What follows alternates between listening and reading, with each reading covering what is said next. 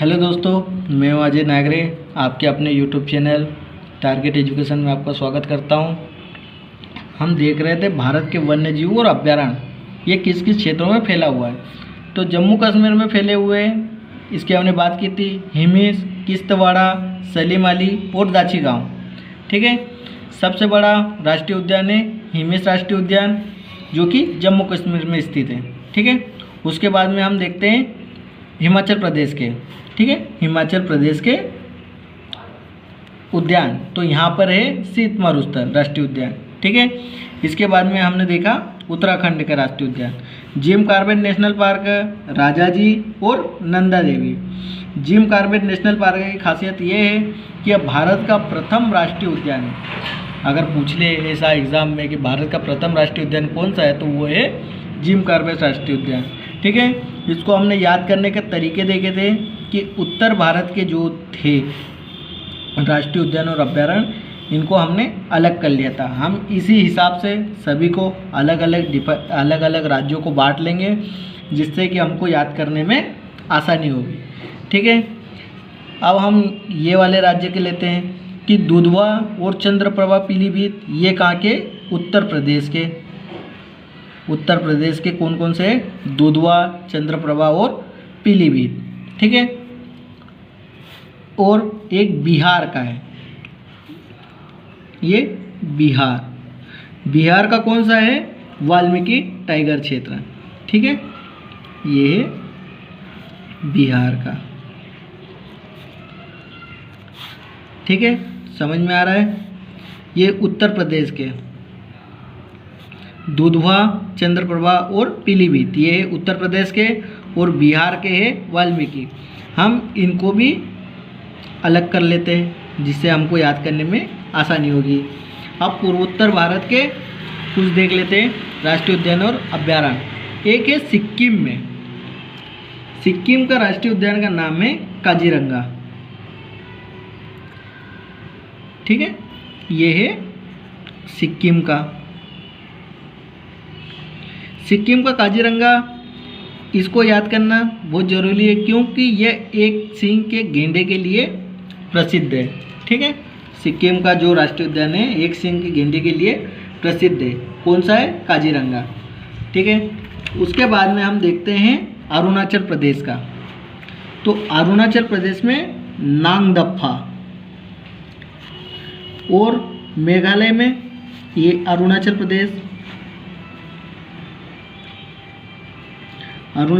का कौन सा है? नांगदफा। एक मेघालय में कौन सा है? नेक्रोक राष्ट्रीय उद्यान। एक मणिपुर का, मिजोरम का है, कौन सा? डम्फा, मिजोरम का। ये कौन सा है? मिजोरम का डम्फा। और असम के 3 उद्यान हैं। कौन कौन से? काजीरंगा, मानस और उड़ान। ठीक है, हम इनको भी पूर्वोत्तर के एक यहाँ पर है पश्चिम बंगाल का सुंदरवन। ठीक है, पश्चिम बंगाल में कौन सा है? उद्यान है? सुंदरवन। ये वाइट टाइगर के लिए फेमस है। ठीक है, अब हम पूर्वोत्तर के उद्यानों को अलग बांट लेते हैं। ठीक है, अब पहले हमने जितना याद किया उसको एक बार फिर से देख लेते हैं कि ऊपर से देखते हैं कि जम्मू कश्मीर में कौन कौन से हैं? हिमिस, किश्तवाड़, सलीम अली और डाचीगाम। इसको हम रटना नहीं है, हमको अभी याद ही करना है। ठीक है, सबसे पहले देखते हैं हिमिस के बारे में। तो इसकी क्या खासियत है कि भारत का सबसे बड़ा राष्ट्रीय उद्यान है हिमिस राष्ट्रीय उद्यान। और इसके साथ में हम देखते हैं हिमाचल प्रदेश का कौन से? शीत मरुस्थल। उत्तराखंड में कौन कौन से? Jim Corbett national park, Rajaji national park और नंदा देवी। तो ये हमने याद कर लिए उत्तर भारत के उद्यानों। फिर उसके बाद में हम बात करते हैं उत्तर प्रदेश के। तो उत्तर प्रदेश में दुधवा और चंद्रप्रभा पीलीभीत, बिहार में है एक वाल्मीकि। तो इन दोनों को हमने अलग अंडरलाइन कर लिया है, इनको याद कर लेंगे। फिर पूर्वोत्तर भारत के हम देख लेते हैं। सिक्किम में है कौन सा उद्यान? कंचनजंगा। अरुणाचल प्रदेश में कौन सा उद्यान है? नागदफा। मेघालय में कौन सा उद्यान है? नेक्रोक। मिजोरम में कौन सा उद्यान है? डाम्फा। पश्चिम बंगाल में सुंदरवन। और असम में है काजीरंगा, मानस और उड़ान। ये हमने पूर्वोत्तर भारत के राष्ट्रीय उद्यान और अभ्यारण्य याद कर लिए। फिर हम इधर देखते हैं पश्चिम भारत के राष्ट्रीय उद्यान और अभ्यारण्य। तो यहाँ पे है सुल्तान पक्षी अभ्यारण्य। सुल्तान पक्षी अभ्यारण्य कहाँ पर है? पंजाब में। ये है पंजाब का कौन सा है? सुल्तान पक्षी अभ्यारण्य। ठीक है। फिर आते हैं हम राजस्थान में। तो राजस्थान में कौन कौन से हैं? ये राजस्थान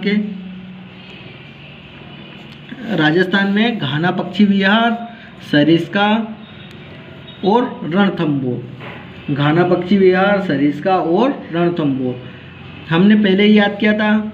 जो आपका पिछला वीडियो था उसमें देखा था कि घाना पक्षी विहार को हम किस नाम से जानते हैं? तो घाना पक्षी विहार को हम पक्षियों का स्वर्ग के नाम से जानते हैं। ठीक है। उसके बाद में हम देखते हैं गुजरात के।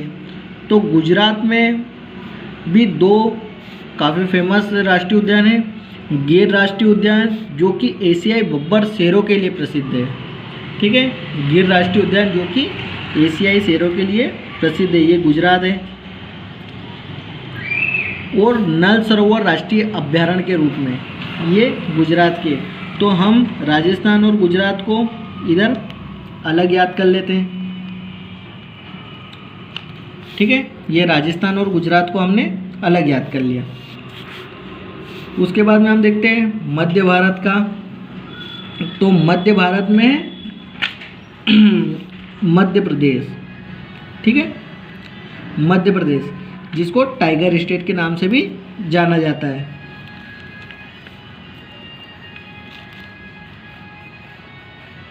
जिसको टाइगर स्टेट के, ये मध्य प्रदेश है, जिसको टाइगर स्टेट के नाम से भी जाना जाता है। इसमें कान्हा किसली राष्ट्रीय उद्यान, पंचमढ़ी राष्ट्रीय उद्यान, पन्ना राष्ट्रीय उद्यान, पेंच राष्ट्रीय उद्यान, बांदाकोट राष्ट्रीय उद्यान, ऐसे बहुत सारे उद्यान हैं। ठीक है। इसलिए इसको क्या सबसे ज़्यादा उद्यान, अगर किसी को कोई पूछे कि देश में सर्वाधिक राष्ट्रीय उद्यान कहाँ पर स्थित है, तो वो है मध्य प्रदेश में। इसको टाइगर स्टेट के नाम से भी जाना जाता है। ठीक है। अब हम इधर देखते हैं उड़ीसा के। उड़ीसा और छत्तीसगढ़ का। ये उड़ीसा है, ये छत्तीसगढ़ है। तो उड़ीसा के कौन कौन से हैं? सिमलीपाल, ये उड़ीसा के हो गए। उड़ीसा के राष्ट्रीय उद्यान कौन से हैं? सिमलीपाल, भितरकनिका, चिल्का और सतकोसिया। सिमलीपाल, भितरकनिका, चिल्का और सतकोसिया ये कहाँ के हैं? उड़ीसा के। ये हो गए। एक यहाँ पे भितरकनिका है जो कि उड़ीसा का एक राष्ट्रीय उद्यान है। यहाँ पे कछुए की 4 प्रजाति पाई जाती है। ठीक है। अब हम बात करते हैं छत्तीसगढ़ की। तो छत्तीसगढ़ में 2 राष्ट्रीय उद्यान है, आचार कमान और इंद्रावती। आचार कमान और इंद्रावती ये कहाँ के हैं? छत्तीसगढ़ के। ठीक है। इनको भी हम अब अलग कर लेते हैं, छत्तीसगढ़ और उड़ीसा के। उसके बाद हम इधर देखते हैं उत्तर भारत के।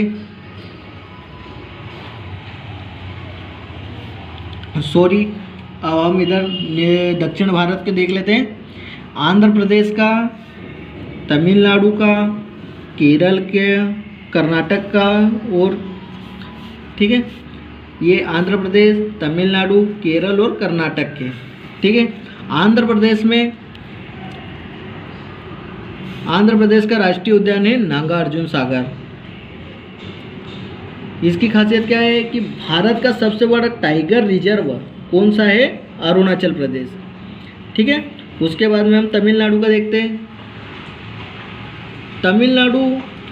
तमिलनाडु में भी राष्ट्रीय उद्यान है कौन से? इंद्रावती, वेदांतगल और मुंदुमल्लई।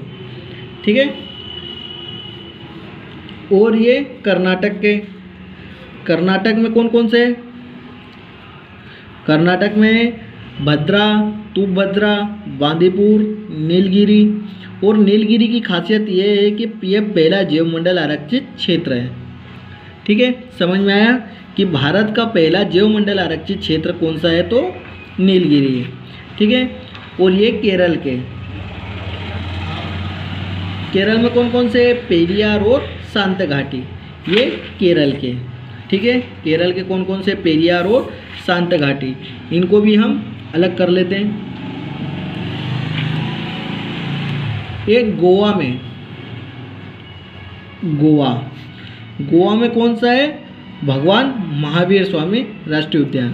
ठीक है, और महाराष्ट्र में कौन से? पेंच राष्ट्रीय उद्यान और सह्याद्री। ठीक है, पेंच राष्ट्रीय उद्यान महाराष्ट्र और मध्य प्रदेश की बाउंड्री पे है,